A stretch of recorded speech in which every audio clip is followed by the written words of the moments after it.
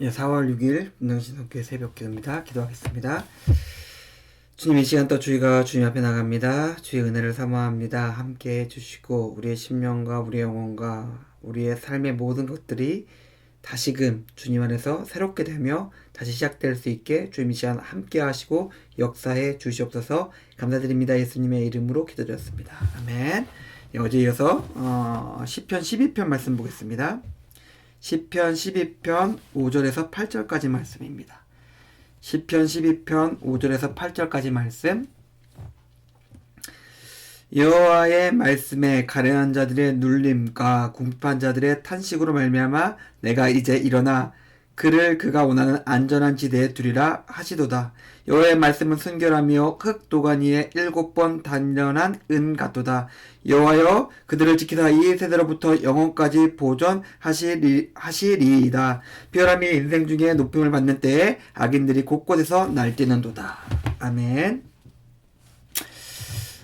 어제 우리가 그 악인들에 대해서 우리가 생각을 해봤었는데, 오늘은 악인들에 대한 그 하나님의 반응과 대응이 나오고, 그리고 그와 반대되는 여호와를 경외하는 사람들에 대해서 어떻게 성경에서 말하고 있는지 좀 살펴보려고 합니다. 기본적으로 시편 12편은 세상, 우리가 살아가는 공간에 관한 시입니다. 이 세상과 우리가 살아가는 사회와 공간은 악이 가득한 곳이에요. 악이 가득한 곳에서 우리가 그럴 공간에서 우리가 질문하는 것이 있죠. 도대체 하나님은, 그리고 우리의 삶의 어려움 때문에 우리가 하나님께 기도하며 탄식합니다. 그때 5절의 말씀 보니까 여호와께서 이제 일어나시는 장면이 나옵니다. 근데 하나님이 그냥 일어나지 않으십니다. 하나님께서 세상을 주관하고 다스리시지만은 세상은 기본적으로 우리에게 주신 공간이에요. 물론 모든 것을 주관하시고 주권자이신 하나님이 계시지만은 기본적으로 세상은 사람들이 살아갈 수 있는 공간으로 우리에게 주신 곳입니다. 근데 하나님께서 특별히 일어나셔서 개입하실 때가 있습니다. 그게 뭘까요? 응답이에요. 하나님을 부르고 하나님을 요청하고 하나님을 찾는 자들의 기도와 탄식에 대해서 하나님께서 응답하시면서 일어나 우리가 계신 곳으로 오신다라고 하고 있습니다. 그러면 누구에게 응답하실까요? 하나님께서 우리의 모든 기도에 응답하시나요? 어떻게 생각하십니까? 우리가 많은 것을 참 기도하는 것 같은데 하나님께서 우리의 삶 속에 있어 분명히 예스 할 것들에 대해서 선하게 이루어주시지만 안 들어주신 부분도 있어요. 근데 어떨 때 하나님은 반드시 일어나겠다, 반드시 내가 응답하겠다라고 말씀하고 계시냐면은 오늘 5절 말씀처럼 가련한 자의 눌림과 궁핍한 자의 탄식에 대해서 하나님께서 약속해 주고 계십니다. 일어날 것이다 라고 하고 계세요. 성경에서 하나님께서 특별히 관심을 가지는 사람들이 나옵니다. 출애굽기, 레위기, 신명기 이후 쭉 이스라엘 멸망할 때까지 나오는 사람들이 있어요. 고아와 과부와 나그네, 그리고 갇힌 자, 가난한 자, 이런 사람들입니다. 하나님은 이런 사람들의 기도와 탄식과 간구를 응답하세요.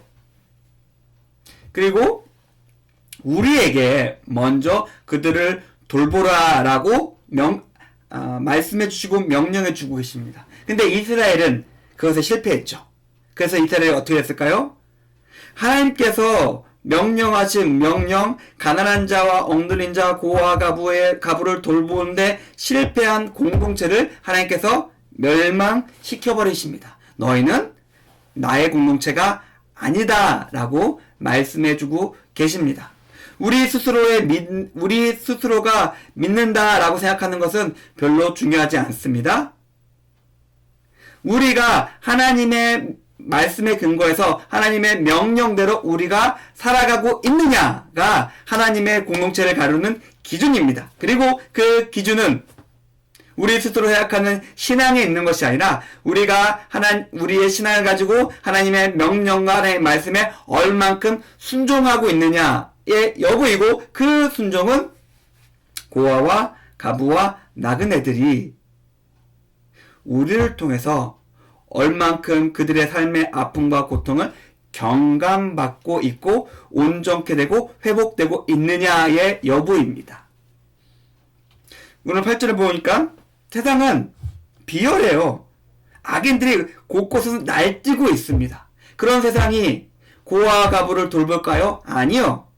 그런 일들은 없습니다. 그들은 비열하게 어떻게든 가난한 자와 약한 자가 있으면 그런 사람들을 어떻게든 더 뜯어먹을까, 등쳐먹을까를 고민하는 것이 비열한 세상입니다. 비열한 세상 가운데서 고결하고 순결한 것이 등장합니다. 오늘 6절을 보니까 여호와의 말씀이에요.